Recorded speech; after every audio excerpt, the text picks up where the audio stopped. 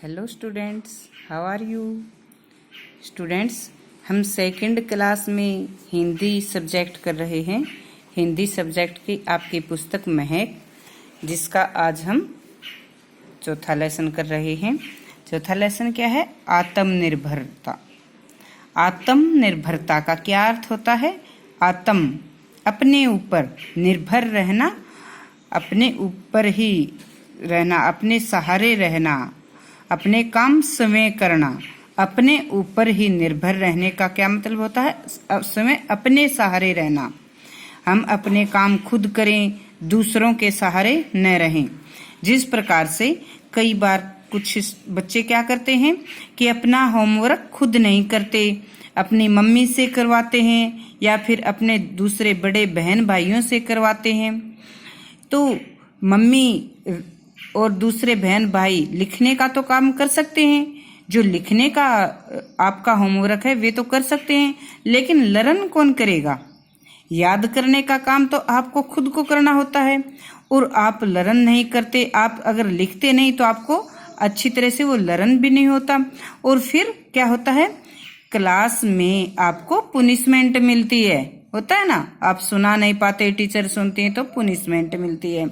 तो अगर आप अपना काम खुद करेंगे तो आप अपने आप समय अपना जो होमवर्क है लिखने का वो भी करेंगे, याद करने का भी करेंगे। तो क्लास में जब टीचर सुनेंगे तो आप अच्छी प्रकार से सुनाएंगे और आपको टीचर से पुनिशमेंट नहीं मिलेगी, बल्कि क्या मिलेगी? शाबाशी मिलेगी।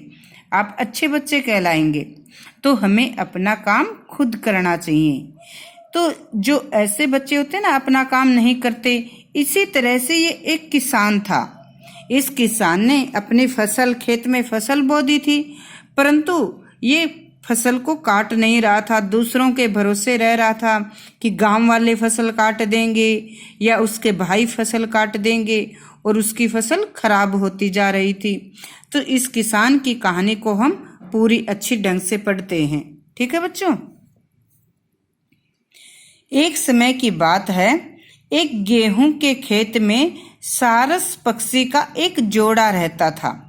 सारस पक्षी, देखो बच्चों, ऐसे जो ये पक्षी होते हैं लंबे लंबे, इसी प्रकार बगुले होते हैं, हंस होते हैं। तो ये सारस पक्षी जो थे, ये एक गेहूं का खेत, आसपास आप देख रहे हो गेहूं की पकी हुई फसल है। तो सारस पक्षी का जोड़ा क्या? एक जो सारस पक्षी और जो मादा और नर, दो ये सारस पक्षी रहते थे। वहीं उनके अंडे भी थे। तो यहाँ पर रहते हुए उन्होंने अपने अंडे दिए थे और उन अंडों में से फिर बच्चे निकल आए थे। सारस पक्षी की ये क्या है? इनके बच्चे हैं। ये दो सारस पक्षी हैं, नर और मादा, और ये इनके बच्चे हैं। तो बच्चे छोटे थे, उड़ने के लायक नहीं थे। सारस पक्षी खेत में क्या रहते थे बच्चों? सारस पक्षी रहते थे। और सारस पक्षी के बच्चे कैसे थे? छोटे थे, उड़ नहीं सकते थे, और फसल पक गई थी। हम देख रहे हैं ना, ये गेहूं के खेत की जो फसल है, ये पीली पीली फसल कब होती है? जब पक जाती है। जब फसल कच्ची होती है तो उसका कलर कैसा होता है? हरा होता है ना, ग्रीन ग्रीन। तो ये फसल पक चुकी है, येलो कलर की, पीले कलर की बन चुकी हैं। तो सारस पक्षी बड़ी चिंता में थे। सारस पक्षी चिंता में क्यों थे? क्योंकि जब किसान अपनी फसल काटने के लिए आएंगे तो उनके बच्चे सेफ नहीं रहेंगे ना, असुरक्षित हो जाएंगे, सुरक्षित नहीं रहेंगे।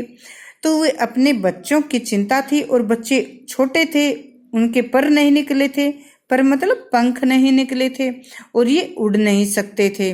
तो इसलिए सारस पक्षी चिंतित थे। चिंता करना, बच्चों की फिक्र करना, चिंता करना। किसान फसल काटने आएंगे तो वे बच्चों को कहाँ छिपाएंगे?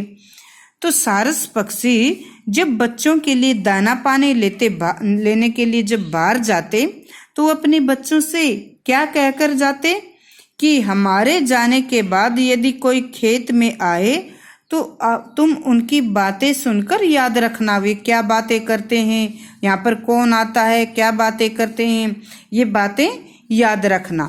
ठीक है बच्चों। सारस पक्षी ने अपने बच्चों को क्या समझाया? सारस पक्षी ने समझाया कि हमारे जाने के बाद यदि यहाँ पर कोई आता है और बातें करता है तो तुम उनकी बातें याद रखना। और ये समझाकर सारस पक्षी कहाँ जाते थे? अपने बच्चों के लिए भोजन लेने के लिए भी कहीं दूर चले जाते थे। तो सारस पक्षी के जाने के बाद खेत में कौन आया? किसान आया। किसान आया, किसान अपने खेत के चारों तरफ घूमा। उसने खेत को देखा कि फसल तो पक गई है। उसने अपने बेटे से कहा, उसके साथ कौन था? उसका बेटा था। उसने कहा फसल काटने योग्य हो गई है, पक गई है, अब काटनी होगी, तो चलकर गांव वालों से कहेंगे कि वो मेरी फसल कटवा दें। देखो, किसान अपना काम खुद नहीं कर रहा था ना, दूसरों के सहारे रह रहा था। उसने अपने बेटे से क्या कहा कि वो गांव वालों से अपनी फसल कटवा लेंगे। ठीक है बच्चों, तो यहाँ पर हमने क्या देखा कि किसान आलसी था, अपना काम खुद नहीं कर रहा है और गांव वालों से अपनी फसल कटवा रहा है। तो ये कहानी इतनी आपको समझनी है। ठीक है।